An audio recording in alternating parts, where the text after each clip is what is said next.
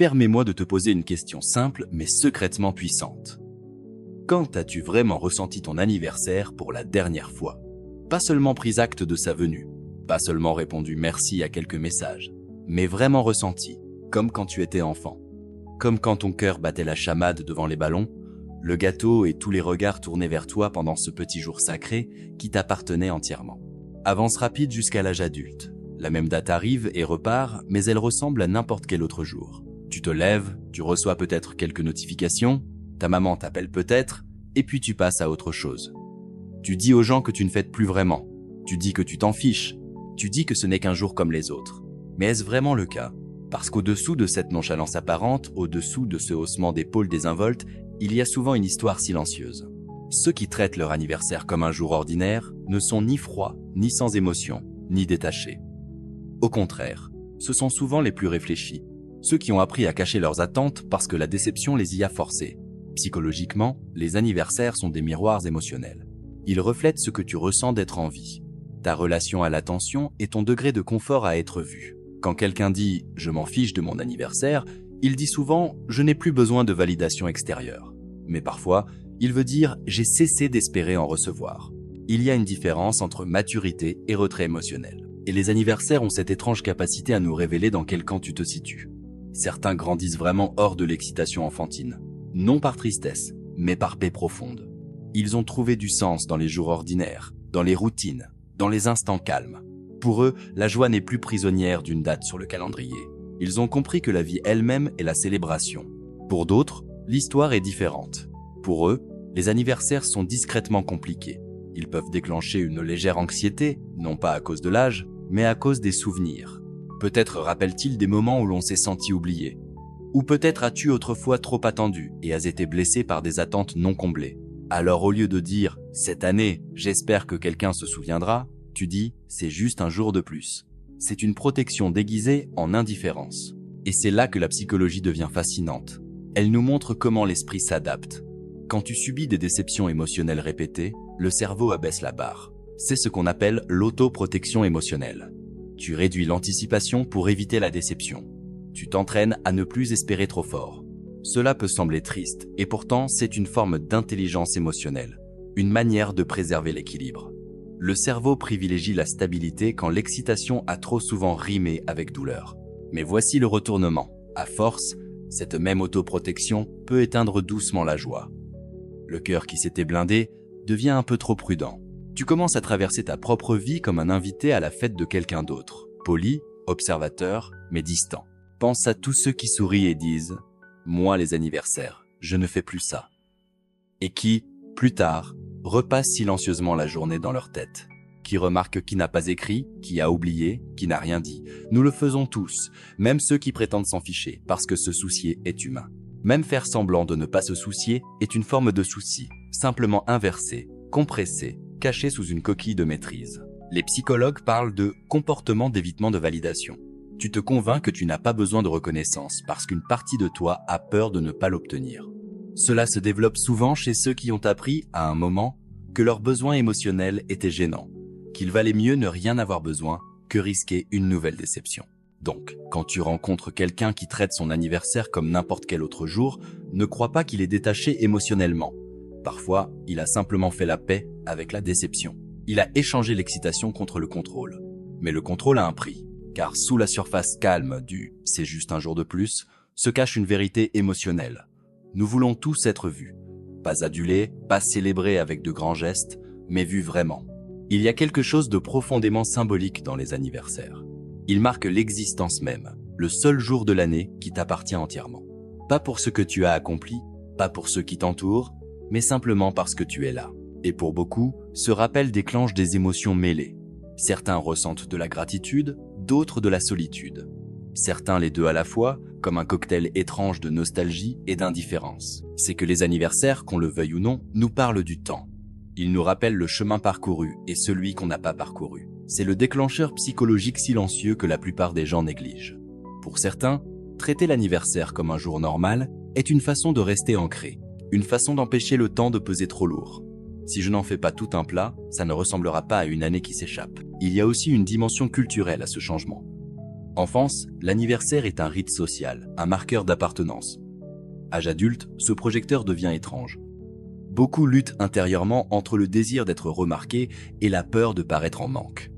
Ce tiraillement se manifeste subtilement dans la façon dont tu traites ton propre anniversaire. Parce que voici ce qui se passe sous la surface. Quand tu as grandi en étant celui qui rassure, celui qui donne, celui qui est fort, ton esprit a intériorisé un message. Ta joie passe après. Tu apprends à diminuer tes besoins. Tu deviens celui qui se souvient des dates des autres, mais oublie la sienne. Et petit à petit, ton anniversaire commence à te sembler hors sujet. Tu ne sais même plus comment tu réagirais si quelqu'un organisait quelque chose de grand. Ça te mettrait presque mal à l'aise. Mais ce malaise face à la célébration n'est pas de l'humilité. C'est de la fatigue émotionnelle. Au fond, beaucoup de ces gens-là désirent encore être vus. Mais pas de façon bruyante. Ils ne veulent pas d'attention. Ils veulent de la compréhension. Ils veulent qu'on se souvienne non seulement de leur date de naissance, mais de la personne qu'ils sont en train de devenir tout au long de l'année. C'est le paradoxe de la maturité émotionnelle. Plus tu deviens autonome, plus il devient difficile de recevoir de l'amour sans suspicion. Alors les anniversaires deviennent des zones neutres où la vulnérabilité, normalement, surgirait, mais où on la remplace par du pratique. Ça va, on passe la journée. Pourtant, derrière ce ton tranquille, l'esprit traite des dizaines d'émotions. Nostalgie de l'excitation enfantine, tristesse discrète des liens perdus, gratitude d'être encore là, et un doux désir de simplicité, de cette joie qui venait autrefois sans effort. C'est ce qui rend cette psychologie si universelle. Même si tu penses avoir dépassé les anniversaires, une partie de toi se souvient encore de ce que ça faisait d'être célébré sans hésiter. Il y a aussi cette couche de réflexion existentielle que les psychologues observent chez les adultes autour de leur anniversaire. La conscience temporelle de soi. Le moment où tu regardes la personne que tu étais il y a un an et où tu mesures tranquillement l'écart entre qui tu voulais être et qui tu es maintenant. Parfois cet écart est inconfortable. C'est pourquoi, pour certains, l'anniversaire ressemble plus à un miroir qu'à une fête. Il met en lumière la distance silencieuse entre l'attente et la réalité. Et plutôt que d'affronter ce reflet, on préfère minimiser la journée. Ce n'est pas de l'apathie, c'est de l'introspection. C'est l'esprit humain qui dit « laisse-moi de l'espace pour digérer mon propre temps ». Donc si tu t'es déjà senti bizarre vis-à-vis de ton anniversaire, comme si tu étais censé ressentir quelque chose que tu ne ressens pas, sache que c'est normal. Tu n'es ni ingrat ni détaché. Tu es simplement conscient. Conscient que le temps avance. Conscient que la validation a changé de forme. Conscient que la célébration signifie désormais quelque chose de plus profond que le gâteau et les bougies. Parce que les anniversaires ne parlent jamais vraiment de l'âge. Ils parlent de sens. Et plus on vieillit, plus ce sens devient personnel. Quand tu étais enfant, ton anniversaire consistait à ce que le monde te reconnaisse. Adulte, il s'agit de te reconnaître toi-même. Moins de cadeaux, plus de présence. Moins de savoir qui vient, plus de savoir dans quelle mesure tu t'es montré dans ta propre vie. C'est le glissement subtil dont presque personne ne parle, et pourtant il explique tout sur la raison pour laquelle on cesse d'en faire toute une histoire. Peut-être avons-nous cessé de chercher à être célébrés par le monde pour commencer à faire la paix avec notre propre chemin. Mais même dans cette paix, il reste un écho, une petite voix qui murmure. J'espère quand même que quelqu'un se souvient. C'est le paradoxe de l'évolution émotionnelle. Tu peux être apaisé et quand même désirer le lien. Tu peux être ancré et quand même regretter le frisson d'être vu. Et c'est parfait ainsi. C'est humain. Traiter ton anniversaire comme un jour normal ne signifie pas que tu es insensible. Cela signifie que tu as appris que la joie n'a pas besoin d'être programmée. Tu la portes en toi, doucement, chaque jour, dans la façon dont tu continues d'être là pour toi-même. C'est la célébration la plus discrète, invisible, mais réelle. Et voilà peut-être la couche la plus profonde, celle que presque personne n'ose regarder en face. Quand tu traites ton anniversaire comme un jour ordinaire, tu ne rejettes pas la joie, tu la redéfinis. Tu dis au monde, sans même le formuler, « Je n'ai plus besoin de ta permission pour me sentir bien d'être en vie ». Ce passage de la célébration extérieure à la reconnaissance intérieure est l'une des formes les plus silencieuses de maturité. Un jour, tu te rends compte que les choses qui te faisaient te sentir spécial, les cadeaux, les fêtes, les publications, perdent peu à peu leur éclat. Ce qui commence à compter vraiment, c'est l'alignement. As-tu vécu cette année d'une manière qui te ressemble? As-tu grandi? T'es-tu montré quand c'était important? Pour beaucoup, l'anniversaire devient moins du bruit et plus du silence habité. Moins une performance, plus une respiration. Peut-être que ta célébration, désormais, ressemble à une longue marche seule dans la lumière d'hiver, à la préparation de ton plat préféré, à une journée où tu poses tout et où tu écoutes enfin ce que ton âme a à te dire. Ce n'est plus la joie bruyante des ballons, c'est la joie douce de la solitude choisie. Et notre culture a souvent du mal à comprendre cela. Elle confond le silence avec le vide, alors que le silence peut être sacré. En psychologie, on parle de motivation autoconcordante. Quand tes valeurs et tes actes se rejoignent, tu goûtes une forme de plénitude qui n'a plus besoin de validation extérieure. Alors quand tu passes ton anniversaire dans le calme, ce n'est pas de l'apathie, c'est de l'alignement. Tu as remplacé la célébration bruyante, éphémère et performative par quelque chose de stable, de profondément vrai. Pourtant, même dans cette paix, il reste un courant émotionnel souterrain. Car si certains se sentent vraiment comblés en passant leur anniversaire comme un jour normal, d'autres portent en secret le souhait que quelqu'un prenne l'initiative. Ils aimeraient ne pas avoir à faire semblant que ça ne compte pas. Cette tension entre le désir d'être vu et le désir de paraître indifférent est l'une des contradictions les plus humaines qui soient. Nous la portons tous, ce désir d'être remarqué sans avoir à le demander. Cette envie d'être célébré sans réclamer de place. C'est la douleur universelle entre indépendance et intimité. Psychologiquement, cela touche à ce qu'on appelle l'attachement sécurisé gagné. Quand tu as traversé des déceptions affectives, quand tu as grandi dans un environnement où l'amour était parfois conditionnel ou irrégulier, tu apprends à compter sur toi.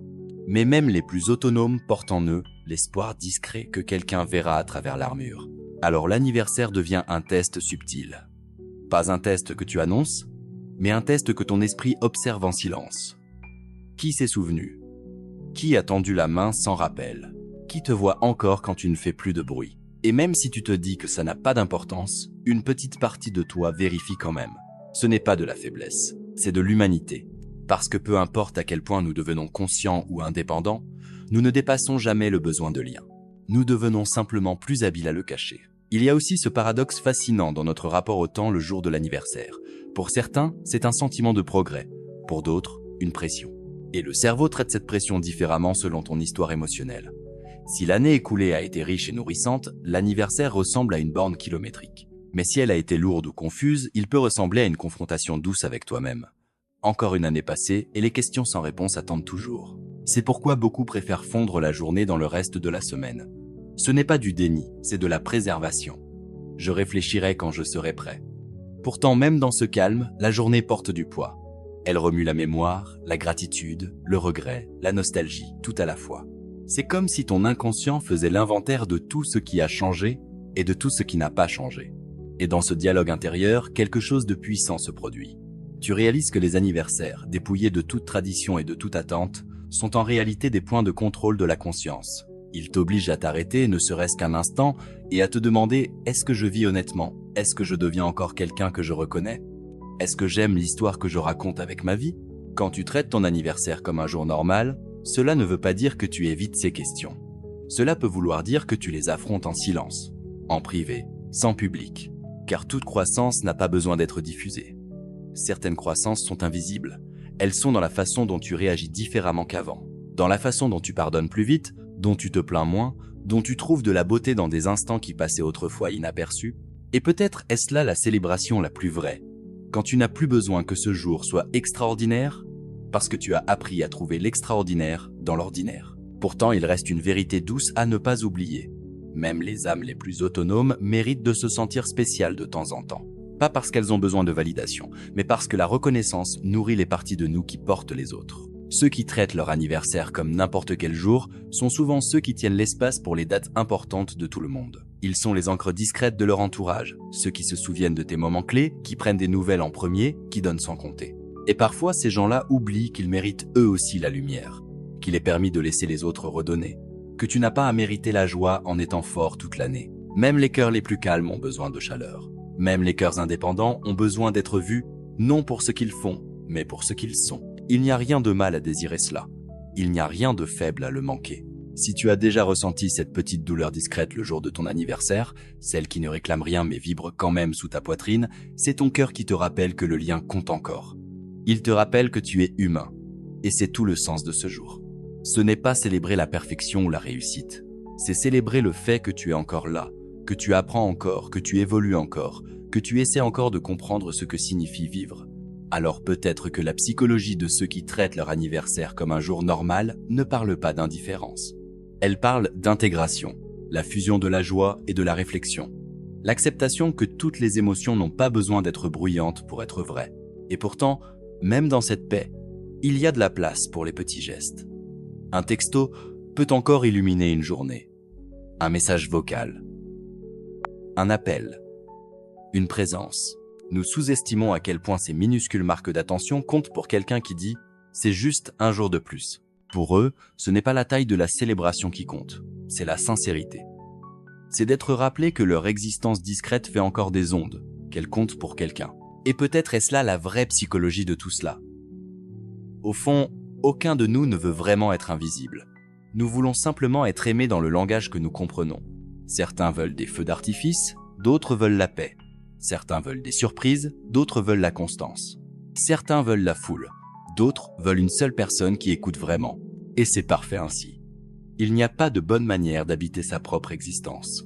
Donc si ton anniversaire te semble ordinaire, si tu es allé travailler, si tu as fait ton café, regarder tes messages et continuer, peut-être que ce n'est pas quelque chose à réparer. Peut-être que c'est quelque chose à honorer.